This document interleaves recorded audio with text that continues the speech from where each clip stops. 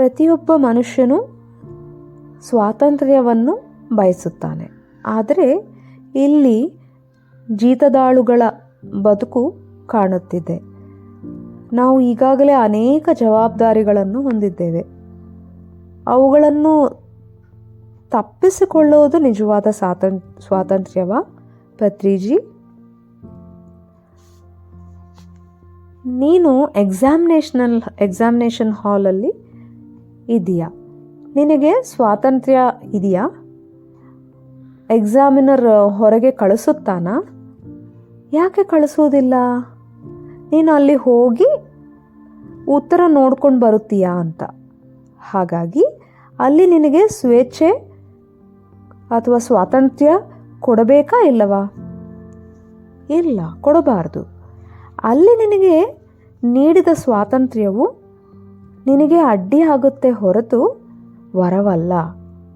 ಆದ್ದರಿಂದ ಎಕ್ಸಾಮಿನೇಷನ್ ಹಾಲಲ್ಲಿ ಇದ್ದಾಗ ಪುಸ್ತಕಗಳು ನೋಡುವುದಕ್ಕೆ ಸ್ವಾತಂತ್ರ್ಯ ಕೊಟ್ಟಿದ್ದಾರೆಯಾ? ಪಕ್ಕದವರ ಜೊತೆ ಮಾತನಾಡುವುದಕ್ಕೆ ಸ್ವಾತಂತ್ರ್ಯ ಕೊಟ್ಟಿದ್ದಾರಾ? ಹೊರಗೆ ಹೋಗುವುದಕ್ಕೆ ಸ್ವಾತಂತ್ರ್ಯ ಕೊಟ್ಟಿದ್ದಾರಾ? ಇಲ್ಲ. ನಿನಗೆ ಗೊತ್ತು ಎಕ್ಸಾಮಿನೇಷನ್ ಹಾಲ್ನಲ್ಲಿ ಇವೆಲ್ಲ ಇರಲ್ಲ ಎಂದು. ನೀನೇ ಬಯಸಿ ಇಲ್ಲಿಗೆ ಬಂದಿದೆಯಾ? ನೀನೇ ಇದನ್ನೆಲ್ಲ ಕೂಡ ಕೋರ್ಕೊಂಡಿದೀಯಾ? ನಿನಗೆ ಇದೆಲ್ಲವೂ ಕೂಡ ಗೊತ್ತು.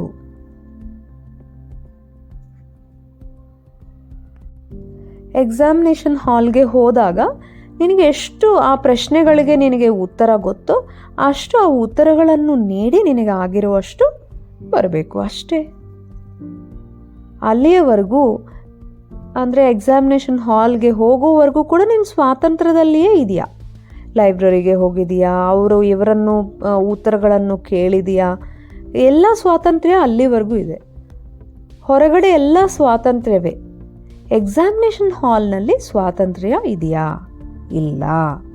ಹಾಗೆಯೇ ಬೇರೆ ಲೋಕಗಳಿಂದ ಈ ಲೋಕಕ್ಕೆ ನಾವು ಬಂದಿದ್ದೇವೆ. ಅಲ್ಲಿ ಕೆಲವು ಲಕ್ಷಗಳ ಜನ್ಮಗಳು ನಾವು ಜೀವಿಸಿದ ನಂತರ ಕೇವಲ 80 ವರ್ಷಗಳಕ್ಕೋಸ್ಕರ ಈ ಭೂಮಂಡಲ, ಈ ಎಕ್ಸಾಮಿನೇಷನ್ ಹಾಲ್ಗೆ ಬಂದಿದ್ದೀವಿ. ಇಲ್ಲಿ ಸ್ವಾತಂತ್ರ್ಯ ಇಲ್ಲ. ಮೇಲಿನ ಲೋಕಗಳಲ್ಲಿ ಲಕ್ಷಾಂತರ ವರ್ಷಗಳು ಓದಿ ಎಷ್ಟು ಚೆನ್ನಾಗಿ ನಾವು ತಿಳಿದುಕೊಂಡಿದ್ದೀವೋ ಎನ್ನುವುದು ಎಕ್ಸಾಮಿನೇಷನ್ಗೋಸ್ಕರ ಭೂಮಿಯ ಮೇಲೆ ಬರುತ್ತೇವೆ. ಇಲ್ಲಿ ಈ ಭೂಮಿಯ ಮೇಲೆ ಎಲ್ಲವೂ ಇರುತ್ತೆ. ಹಸಿವು, ಕಷ್ಟಗಳು, ನೋವು, ಒಬ್ಬರು ಇನ್ನೊಬ್ಬರಿಗೆ ಒತ್ತಾಯ ಕೊಡುವುದು, ಇವೆಲ್ಲಗಳ ನಡುವೆ ಸಿಲುಕಿಕೊಂಡು ನೀವು 400,000 ವರ್ಷಗಳಿಂದ ಕಲ್ತಿದ್ದನ್ನು ನೆನಪಿನಲ್ಲಿಟ್ಟುಕೊಂಡು ನಿನಗೆ ಹೇಳಲಿಕ್ಕೆ ಆಗುತ್ತದೆಯಾ?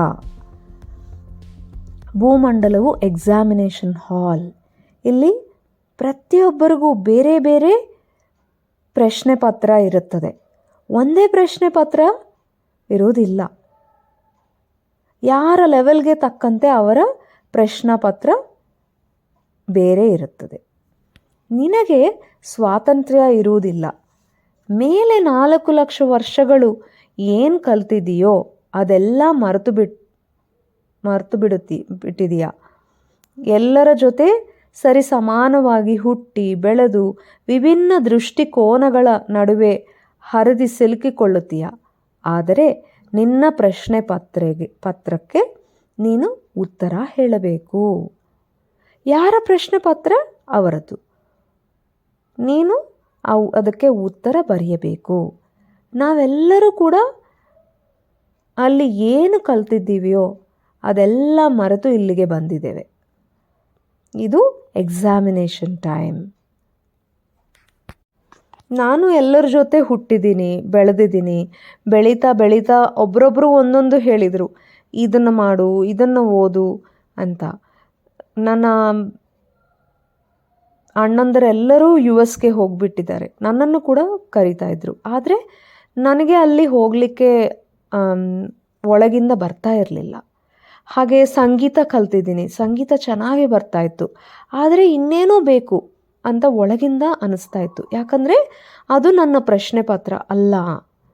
ಸೊ ಹೀಗೆ ಪ್ರತಿಯೊಬ್ಬರಿಗೂ ಅವರ ಪ್ರಶ್ನೆ ಪತ್ರ ಅವರಿಗೆ ಇರುತ್ತದೆ. ನಾವು ಅದಕ್ಕೆ ಉತ್ತರ ಬರೆಯಬೇಕು. ಭೂಮಂಡಲದಲ್ಲಿ ಈ ಶರೀರ ಸಿಕ್ಕಾಗ ಪ್ರತಿಯೊಬ್ಬರಿಗೂ ಇದು ಎಕ್ಸಾಮಿನೇಷನ್ ಸಮಯ. ಇಲ್ಲಿ ಎಲ್ಲ ರೂಲ್ಸ್ ಇರುತ್ತೆ. ಎಕ್ಸಾಮಿನೇಷನ್ನಲ್ಲಿ ಸ್ವಾತಂತ್ರ್ಯ ಇರುವುದಿಲ್ಲವಲ್ಲ ಎಕ್ಸಾಮಿನೇಷನ್ನಲ್ಲಿ. ಸೊ ಹಾಗಾಗಿ ನಾವು ಮೇಲಿನ ದೃಷ್ಟಿಕೋನದಿಂದ ನೋಡಿದಾಗ ನಮಗೆ ಪ್ರತಿಯೊಂದು ಅರ್ಥ ಆಗುತ್ತೆ. ಧನ್ಯವಾದಗಳು ಮಾಸ್ಟರ್ಸ್.